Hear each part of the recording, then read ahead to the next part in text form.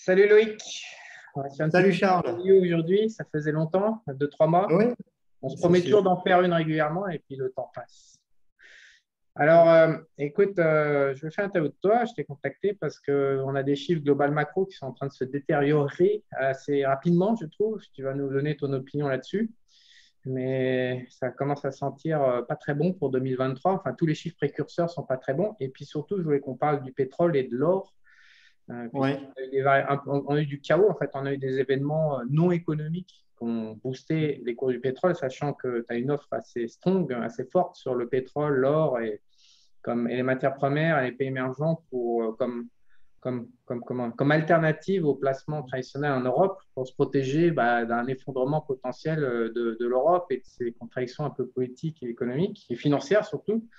Et donc là, le pétrole, cette année, c'est du n'importe quoi. Donc, je voulais qu'on fasse un point global sur et la situation économique et la situation de ce chaos, en fait. Parce que là, on ne peut plus l'appeler, c'est pas un déroulement normal.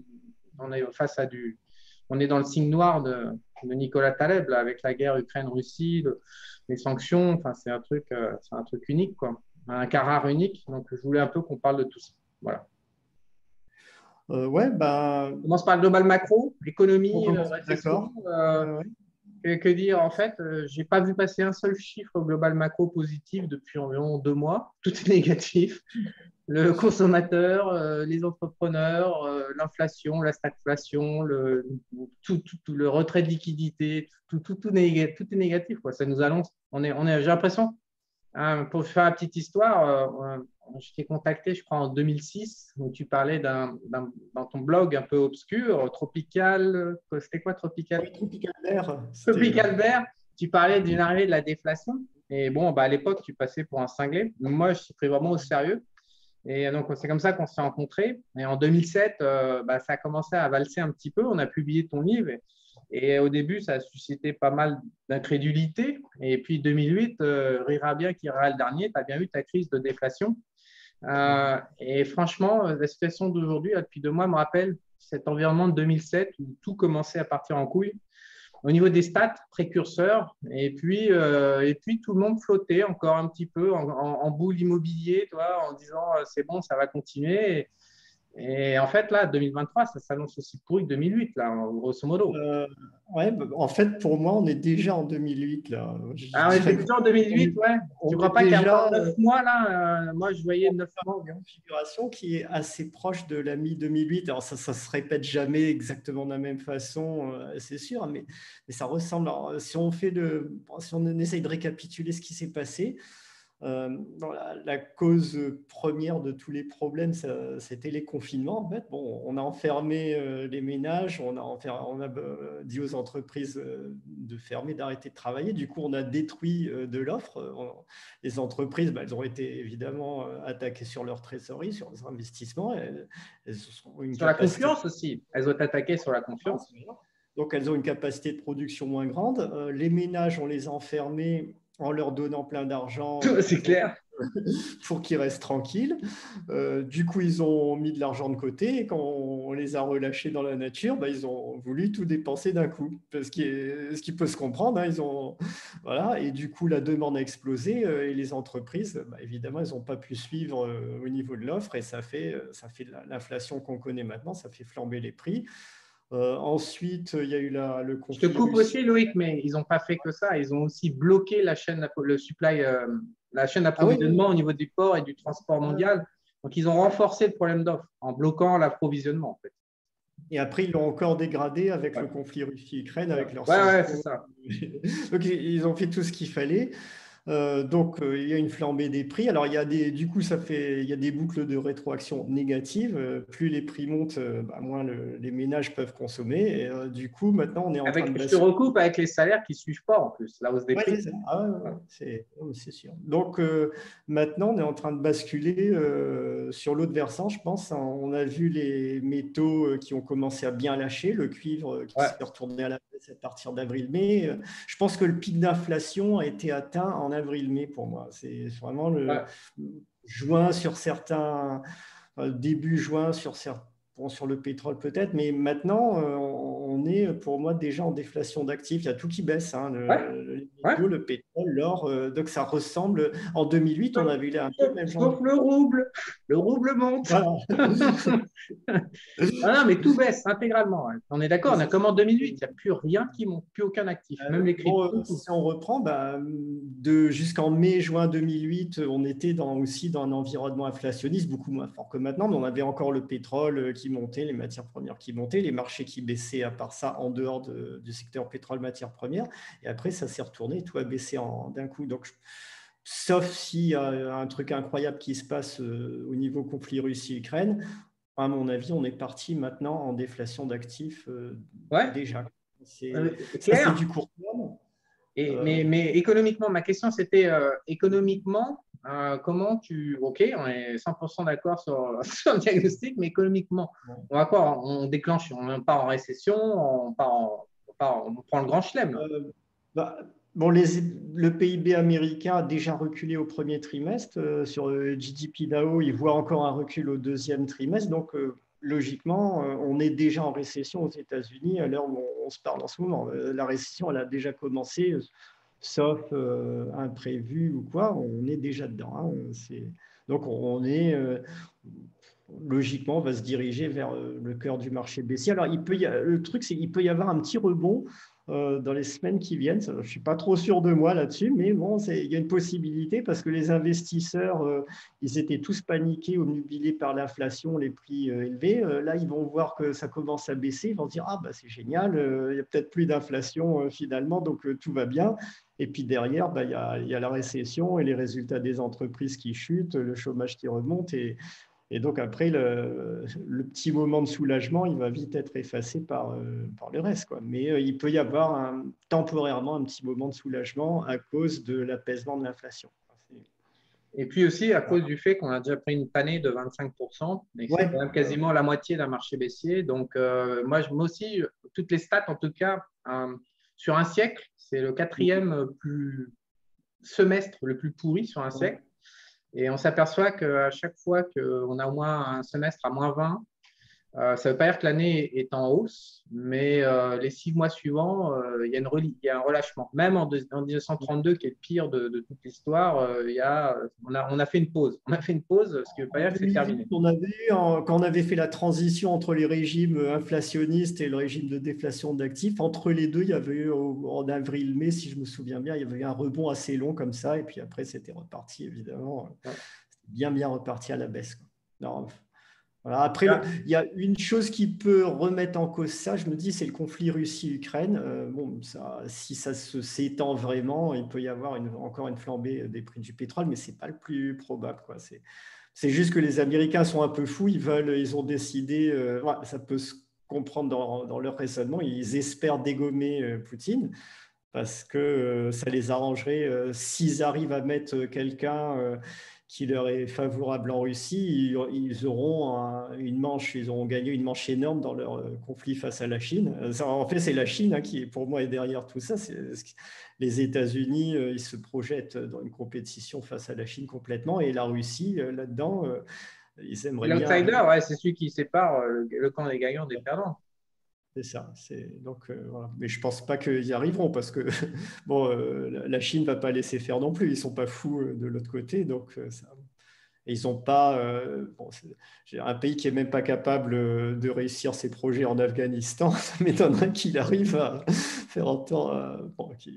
Sauf si Poutine a une maladie grave ou pas. Il y a quelques rumeurs, mais bon, on ne sait strictement rien. Mais sinon, bon, je ne pense pas qu'ils arriveront à leur fin. Bon, à mon Alors, avis. économiquement, on part pour la récession, déflation, plutôt hardcore, non? Ou plutôt léger?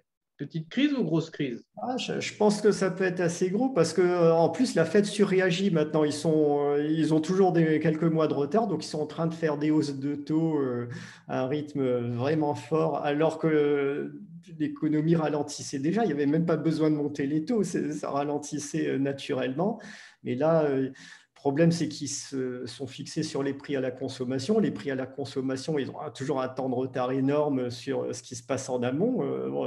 Si le prix du pétrole baisse, il faudra, ou le prix de l'énergie baisse, il faudra des mois avant que ça se répercute sur ce qu'on achète au supermarché, quoi. Ça va pas être… D'autant qu'il y a quand même, c'est pervers parce que, encore une fois, la problématique du transport est super importante. Pour info, Ouais. en fait, les transporteurs en container ou d'énergie, je crois qu'ils gagnaient 100 balles par jour au plus bas, 100 balles par jour pour des énormes. En ce moment, ils ont des marges de 50 000 dollars par jour. Alors, donc, en fait, le prix, par exemple, à Panama, le prix du pétrole est cher, il n'y a pas de taxe dessus. Mais en fait, on prend de plein fouet les coûts du transport du pétrole et non pas le prix du pétrole en lui-même. Et donc, le problème, c'est que même si le pétrole baisse, tant qu'on ne résout pas, je trouve dans le mal, parce qu'on est quand même face à une situation avec un pouvoir politique mondial qui est mal, quoi, qui fait tout ce qu'il y a de pire.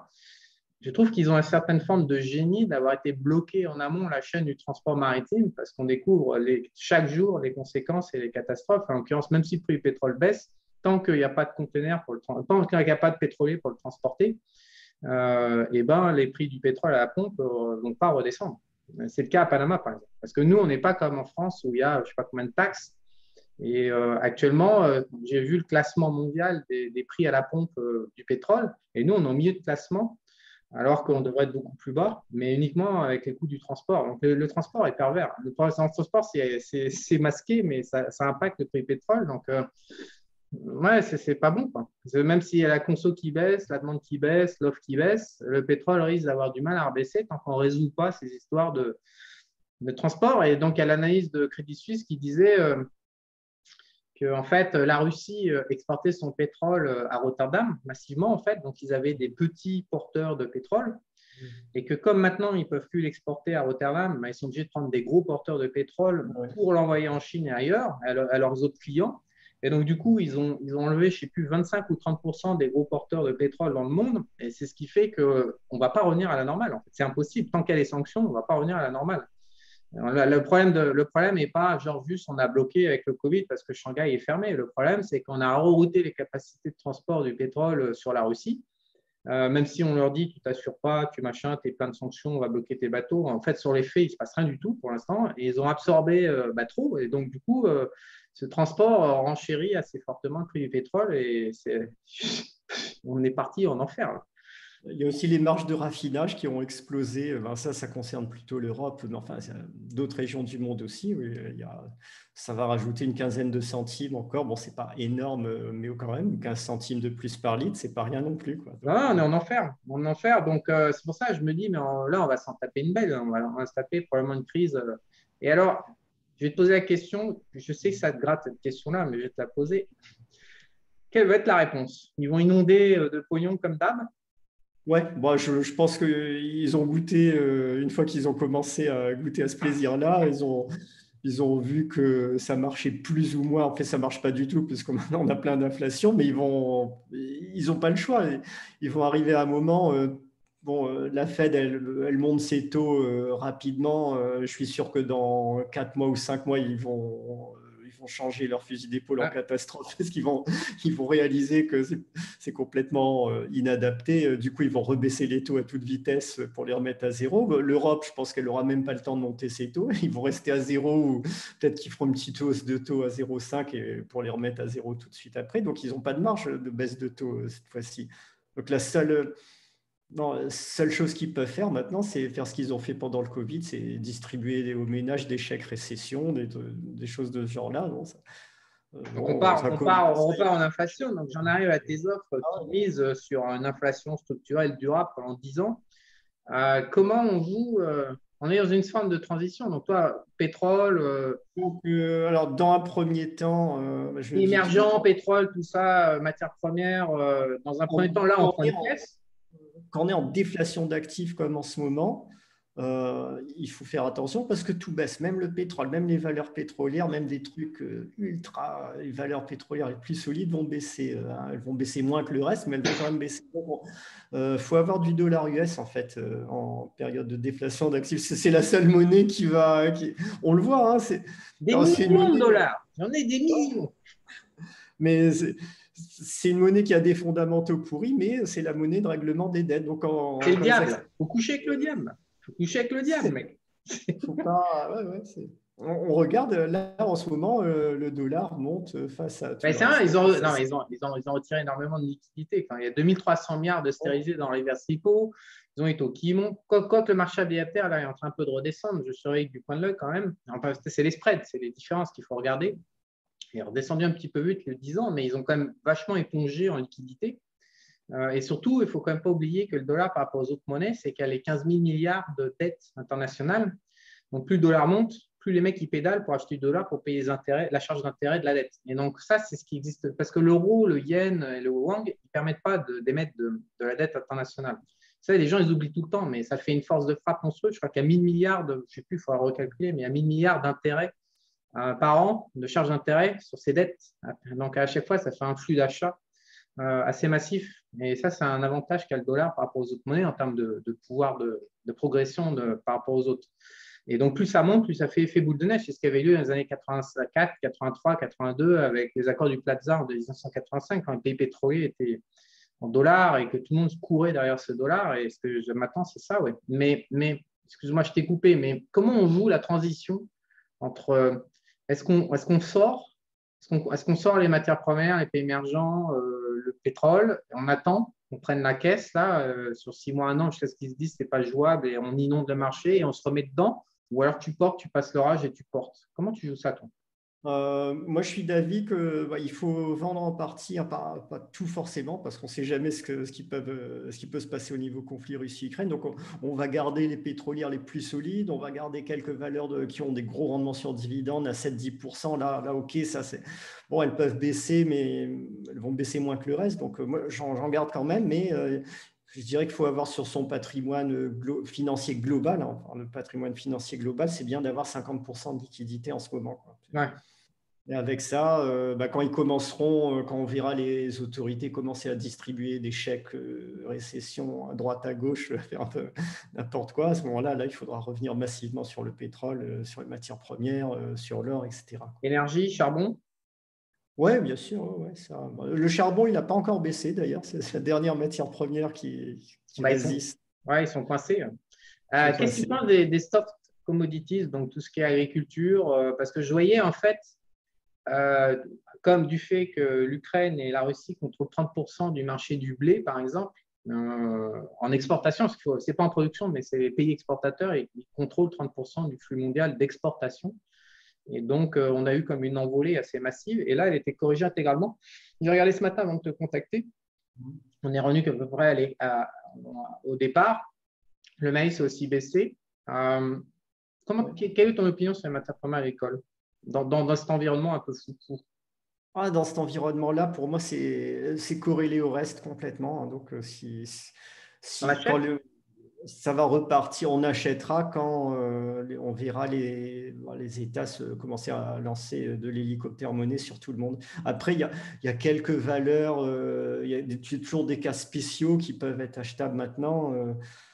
Bon, Tu sur des. achètes des producteurs parce que les gens se demandent toujours, parce que c'est compliqué l'univers des matières premières. Donc, on a la matière première brute avec les contrats tous les 3 mois. Donc, en fait, on a du déport et du report, du contango. Et voilà. Donc, pardon, il y a des gaps énormes entre les échéances. Donc, c'est compliqué pour un particulier de se lancer là-dedans. Après, tu as Ouais, les ouais. producteurs, tu as les transformateurs, tu as les mecs qui vendent du service dans ce domaine-là. Tu as des préférences sur. Bon, après, ça, je regarde surtout le bilan des Ouais, entreprises, mais c'est un énervé. Ouais. Ouais. quand même Après, je préfère les producteurs quand même. Tant qu'à faire, si on veut miser sur une hausse des cours, faut mieux. Ouais, producteur pur, en fait.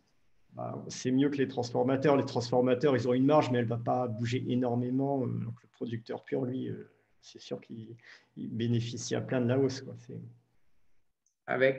OK, donc parce que c'est aussi compliqué de trouver coté en bourse des producteurs de matières premières agricoles, par exemple. Ouais. Non, c'est vrai que si on se limite au marché français, il n'y a pas grand-chose, ça c'est sûr. Après, si on commence à chercher ailleurs, on a tout de suite beaucoup plus de possibilités, hein. Comment des questions pratiques, puisque quelque part, il faut avoir un peu une approche mondiale dans Mm. ce jeu des 10 prochains. En fait, depuis 10 ans, on avait quoi? On avait la techno, on avait les produits de grande consommation, le XAY là, aux États-Unis, là, tout ce qui est Nike, Amazon, distribution Apple, etc. Donc, on avait ces boîtes-là, et plus la techno. Voilà, donc c'était assez simple à intervenir sur les marchés américains. Là, quand on rentre dans l'univers des matières premières, agricole, pétrole, etc., il faut avoir plus une approche mondiale. Donc, se posent deux problèmes majeurs. Le premier, c'est qu'il faut acheter des actions étrangères, donc qui sont hors 4PE la plupart du temps. Et le deuxième problème, c'est qu'il faut avoir un courtier capable d'aller chercher des titres sur des places de marché étrangers. Et enfin aussi, il y a la problématique de la devise.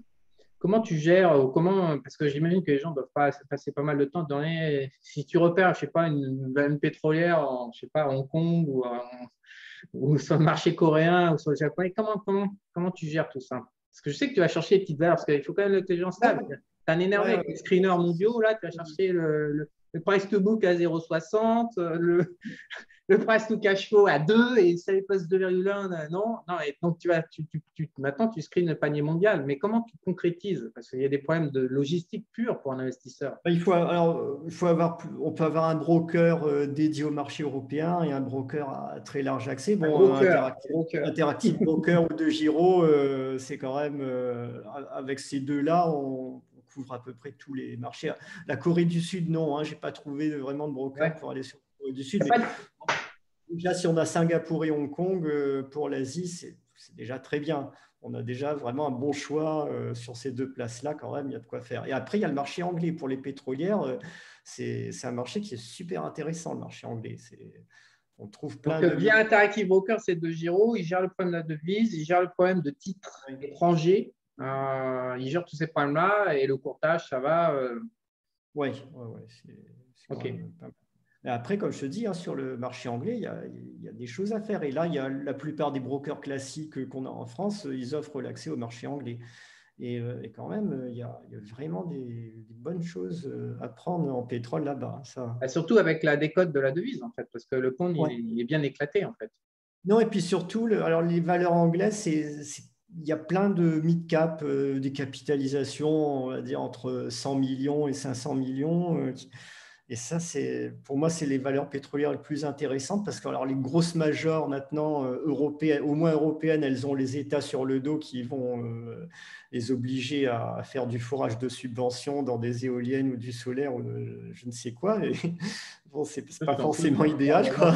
On ne va pas énerver les bobos gauchos dans cette vidéo. Ouais, c'est sûr. Non, mais enfin, voilà. Donc, énergie propre, le charbon, le nucléaire. Donc, non, c'est un naufrage. Non, mais en plus, non, OK, bah, j'y vais. Allez, j'y vais pour toi. Je mets les deux pieds dans le plat. Non, mais la France, moi, enfin, comme tu es né en 73 comme moi, donc tu as été élevé avec les mêmes conneries à l'école. Donc, on t'a dit, la France est libre de l'énergie grâce au nucléaire, c'est notre indépendance, c'est pas cher, c'est machin. C'est un naufrage en ce moment. La moitié du parc nucléaire français est à l'arrêt et les prix explosent et on est face à un naufrage énergétique en France. Donc, l'Allemagne pompe à plein pot parce que, pareil, ils ont fait on arrête le nucléaire, donc ils sont à bloc sur le charbon. Comment c'est, le charbon, ça pollue nettement moins que le nucléaire. Enfin, bref. Ouais, Donc, bref. Non, après, moi, je ne suis pas contre le nucléaire en soi, mais ce que je veux dire, c'est les États, ils mettent tous les bâtons dans les roues qu'ils peuvent aux majors pétrolières. Donc, les Ils sont Total, irremplaçables.